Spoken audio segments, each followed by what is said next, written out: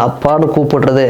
விராட் கோலியோட பேட்டிங்கை பார்க்கும்பொழுது உலங்கவர் ஓவியமே, உற்சாக காவியமே, ஓடை நறுமலரே. பாகிஸ்தானை பொறுத்த வரைக்கும் அவங்களுடைய பேட்டிங் அப்படிங்கிறதுல பிரச்சனை இல்லைங்கண்ணா. ஆனால் அவங்களுடைய ஃபீல்டிங் அப்படிங்கிறது இன்னைக்கு நேற்று இல்லைங்கன்னா கடந்த 20 வருஷமாகவே ரொம்ப மோசமாக தானுங்கண்ணா இருக்குது. இது எல்லாமே வந்து ஆன் ரெக்கார்டுங்கண்ணா. வித்தின் டேட்டாவோட என்னால் சொல்ல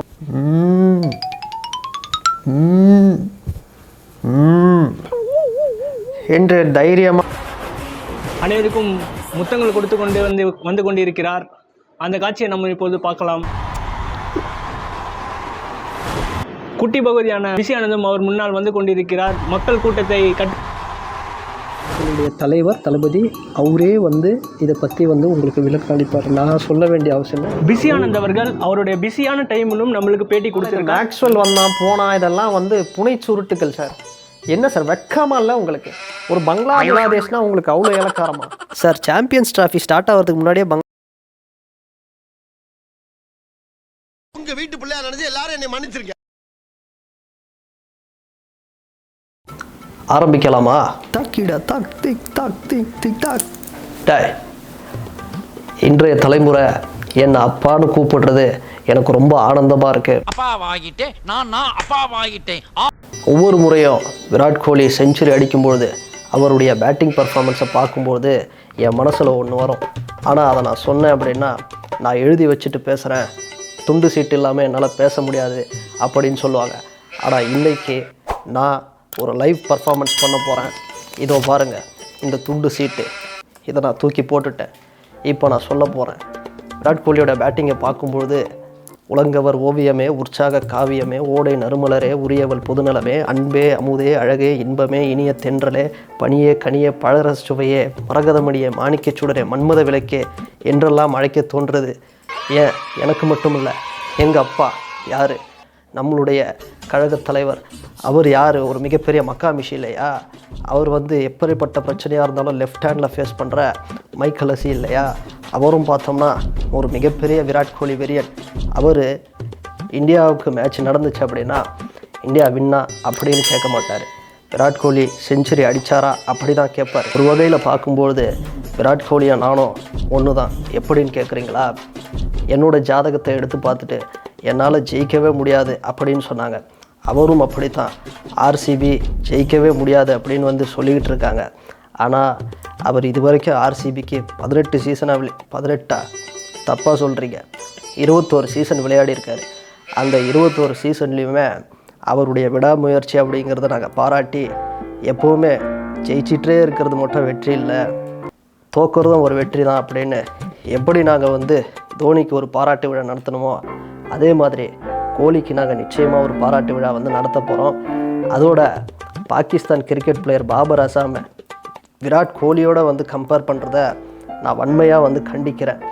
அது மட்டும் இல்லாமல் அண்ணா மீது ஆணையாக, மச்சான் மீது ஆணையாக, மாமா மீது ஆணையாக நிச்சயமாக விராட் கோலிக்கு ஒரு பாராட்டு விழா அப்படிங்கிறத நம்மளுடைய கழக ஆட்சியிலேயே நடத்தப்படும். ஆனால் இந்த ஐபிஎஸ் அப்படிங்கிறது வெறும் அப்பாவோ தாத்தாவோ வந்து கொடுத்துலைங்கண்ணா. 20 வருஷமாக இந்த தமிழ்நாட்டில் வந்து ஒரு சேவை செஞ்சு தான் இந்த நிலைமைக்கு வந்திருக்காங்கண்ணா. உதாரணத்துக்கு சொல்லணும் அப்படின்னா, எங்களுடைய கிராமத்தில் இந்த சீனியர் சிட்டிசன்ஸாக இருக்கக்கூடிய இந்த வயசான பாட்டிகள்லாம் நான் வந்து சின்ன பையனாக இருக்கும்போதே கையில் ஒரு சொம்பு கொடுத்து ஈவினிங் டைமில் டீ வாங்கிட்டு வர சொல்லுவாங்கண்ணா. அப்போ ஸ்டார்ட் ஆச்சிங்கன்னா இந்த பப்ளிக் சர்வீஸ் அப்படிங்கிறது. அதே மாதிரிங்கண்ணா அங்கே இருக்கக்கூடிய சீனியர் சிட்டிசன்ஸான அங்கிள்ஸ் என்ன பண்ணுவாங்கன்னா, போயிட்டு ஃபில்டர் கோல்டு ஃப்ளாக் வாங்கிட்டு வா அப்படின்னு வந்து சேஞ்சு கொடுப்பாங்கண்ணா. அந்த மாதிரி வேலை சின்ன சின்ன வேலையாக பண்ணி தான் இந்த இடத்துக்கு வந்து இன்றைக்கி வந்திருக்கேண்ணா. இந்த இந்தியன் பப்ளிக் சர்வீஸ் அப்படிங்கிறது சாதாரணமாலாம் வந்துடலைங்கண்ணா. இன்னொரு விஷயம் என்னென்னா, பாகிஸ்தானை பொறுத்த வரைக்கும் அவங்களுடைய பேட்டிங் அப்படிங்கிறதுல பிரச்சனை இல்லைங்கண்ணா. ஆனால் அவங்களுடைய ஃபீல்டிங் அப்படிங்கிறது இன்னைக்கு நேற்று இல்லைங்கன்னா கடந்த 20 வருஷமாகவே ரொம்ப மோசமாக தானுங்கண்ணா இருக்குது. இது எல்லாமே வந்து ஆன் ரெக்கார்டுங்கண்ணா. வித்தின் டேட்டாவோட என்னால் சொல்ல முடியுங்கண்ணா.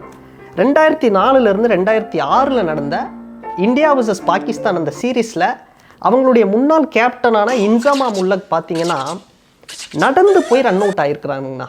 நடந்தே போயிட்டு கிட்ட போய் வந்து ஈஸியான ஒரு ரன் அவுட். அவரை விக்கெட் எடுக்கிறதுலாம் ரொம்ப கஷ்டம். அதனால் அவரே வந்து விக்கெட்டை வந்து கொடுத்துட்டாரா அப்படின்லாம் வந்து நீங்கள் நினச்சிடக்கூடாது. ஸோ இவ்வளோ ஒரு மோசமான ஒரு ஃபீல்டிங் அப்படிங்கிறது பாகிஸ்தான் இன்றைக்கி நிறுத்தினீங்கன்னா பல காலமாக அதை பண்ணிகிட்டு இருக்காங்க. இன்னொரு விஷயம்னா, அந்த டீமோட முன்னாள் வேகப்பந்து வீச்சாளர் ஷோயப் அக்தர் அவர்களே வந்து சொல்லியிருக்கிறாரு, கடுமையாக என்னை விட மோசமாக கடுமையாக வந்து விமர்சிக்கிறாருங்கண்ணா.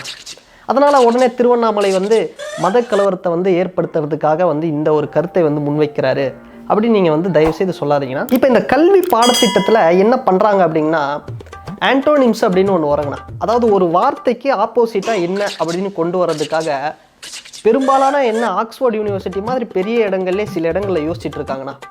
பாகிஸ்தான் ஃபீல்டிங், அதுக்கு ஆப்போசிட்டாக என்ன போடலாம் அப்படின்னா நியூசிலாண்டுடைய ஃபீல்டிங் அப்படின்னு கொண்டு வரலாம்னு.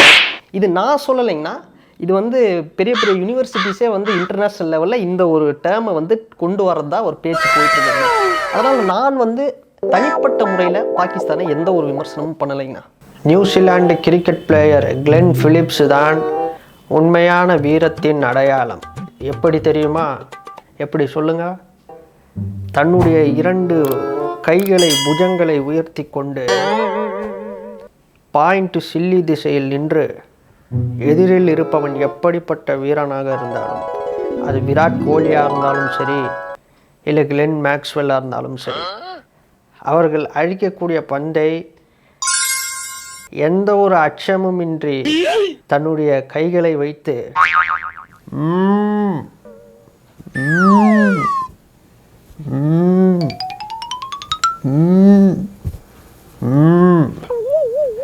என்று தைரியமாக கேட்ச் செய்பவன் தான் உண்மையான ஒரு வீரன். அதுதான் கிளென் பிலிப்ஸ்.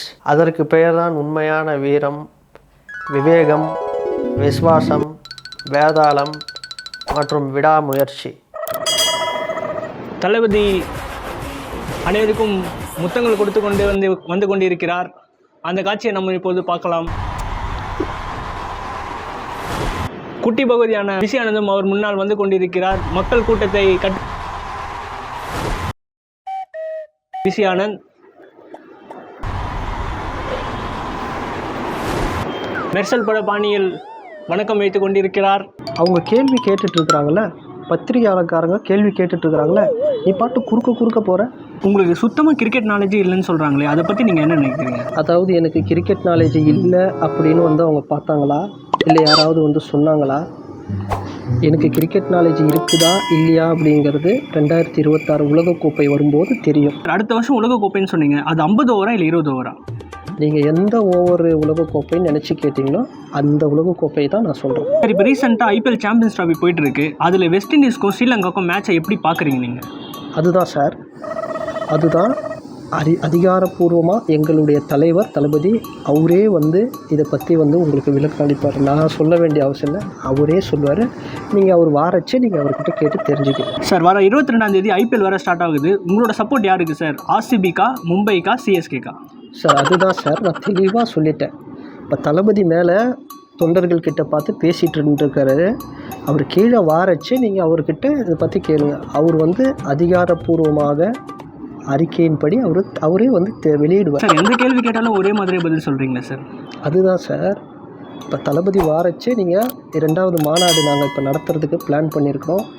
அது வாரச்சு நீங்கள் வந்து வரும்போது நீங்கள் அவர்கிட்ட கேள்வி கேளுங்க. அதிகாரப்பூர்வமாக வந்து தகவல் வந்து வெளியாகும்.